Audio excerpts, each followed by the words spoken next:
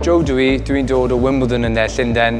Nes I symud I Gaerdydd rai flynyddoedd yn ôl I astudio yn Brifysgol Caerdydd ac ati wedyn di dysgu Cymraeg rai flynyddoedd wedyn ni, a mae wir wedi newid bywyd fi.